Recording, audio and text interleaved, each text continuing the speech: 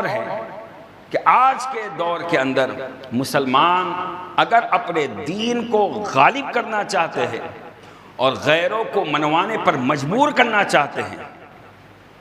تو پہلی شرط تو یہ ہے کہ جو حضور نے خود فرمایا ایک حدیث میں کہ علم سب سے بڑا ہتھیار ہے. نالج، علم، گیان سب سے بڑا ہتھیار ہے. یہ ایسا ہتھیار ہے کہ اگر مسلمان اس کو اپنا لے، اسی ہتھیار کو لے کر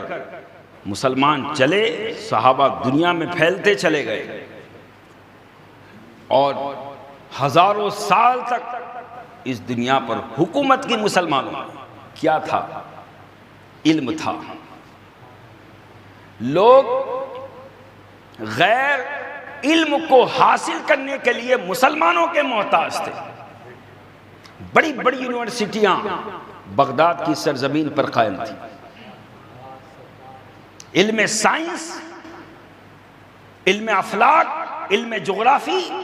علم اسماء، غرض کے جتنے علوم کائنات میں ہیں وہ سارے علوم کے موجد، اس کو ایجاد کرنے والے، اس کی بنیاد رکھنے والے جب آپ دیکھیں گے تو مسلمان سائنسداں نظر آئیں گے، مسلمان مفکر نظر آئیں گے.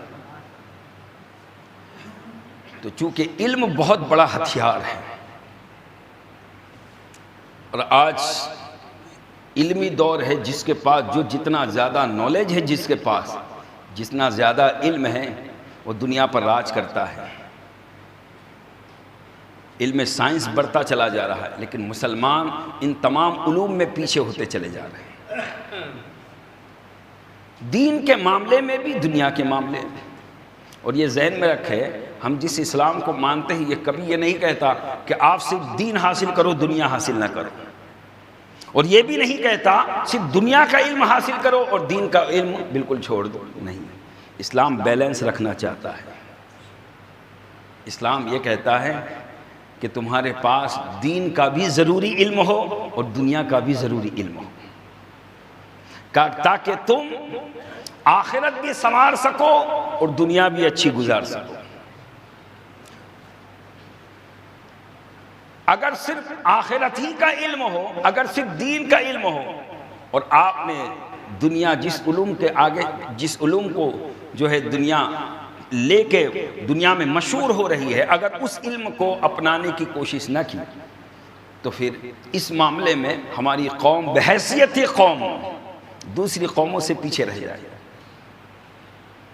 اسی لیے علماء فرماتے ہیں کہ نوجوان مسلمانوں کو اپنے وقت کی قدر کرنی چاہیے کہ جو وقت اللہ نے دیا ہے وہ وقت گزر رہا ہے اور اسے ایسے ہی فضول باتوں میں، بیکار باتوں میں، گپ شپ میں ادھر ادھر بیٹھ کر اس کو ایسے ہی برباد کر دینا یہ ایک مسلمان کا اور ایک عقل مند کا بھی شیوا نہیں ہے. ایک انسان جو عقل مند ہے وہ بھی سوچتا ہے کہ یار یہ زندگی چند روزہ ہے اور جتنی اللہ نے یہ وقت دیا ہے اس وقت کی قدر کرے اور اس وقت کو یوں ہی ضائع نہ کرے، بلکہ اس وقت میں ہم جتنا ہو سکے دنیا کا علم بھی حاصل کرے، دین کا علم بھی حاصل کرے. اور آج جب سے مسلم قوم علم حاصل کرنے اور ایجوکیشن میں جب پیچھے چلی گئی تو آج دیکھیے حال کیا ہوا. اور پھر یہ بھی ایک بہت بڑا المیہ ہے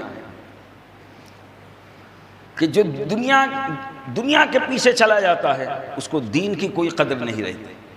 اور جو دین کے پیچھے چل پڑتا ہے بعض ایسے ہیں کہ وہ دنیاوی علم کو کچھ نہیں سمجھتے.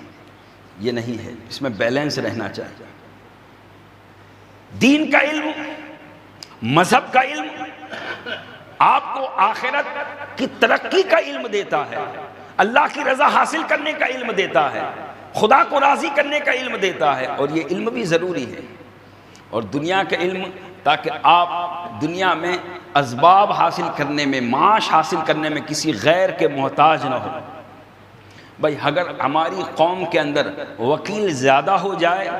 تو ہمیں کسی غیر کے پاس جانے کی کیا ضرورت ہے. اگر مسلم قوم میں جج زیادہ ہو جائے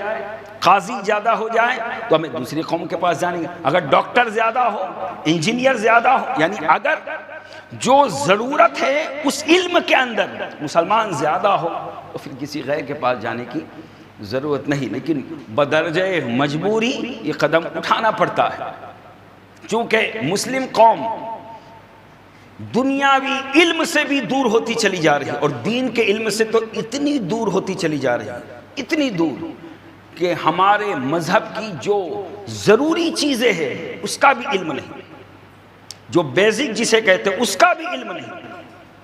کیا مسلمان ہیں تو ہم کیوں مسلمان ہیں، ہمارا مذہب کا کیا نام ہے، ہم کس مذہب کو مانتے ہیں، ہماری کتاب کون سی ہے، ہم کس نبی کے ماننے والے ہیں، اور ہم پر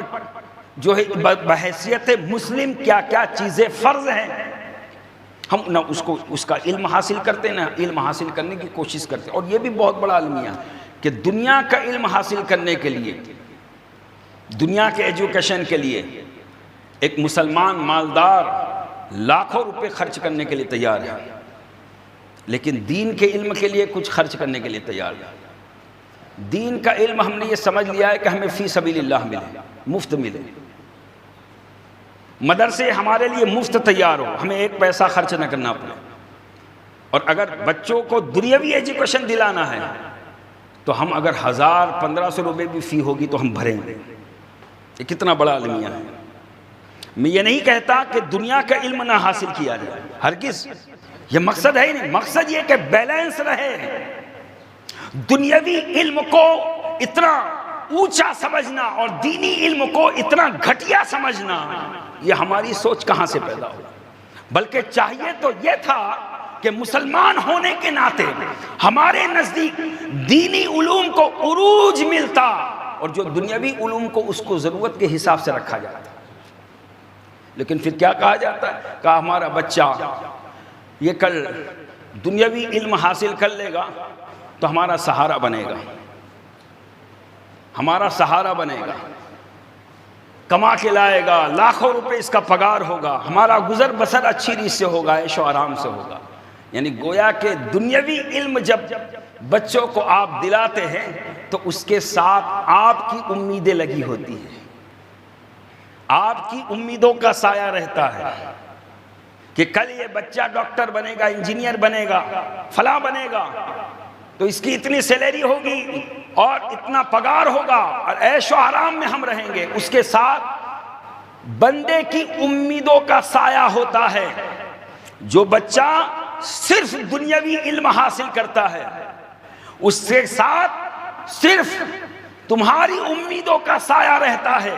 اور جو دین کا علم حاصل کرتا ہے، میرے آقا نے فرمایا جب وہ دین کا علم حاصل کرنے کے لیے چلتا ہے تو اس کے ساتھ تمہاری امیدوں کا سایہ نہیں رہتا، خدا کی رحمت کے فرشتوں کا سایہ رہتا ہے،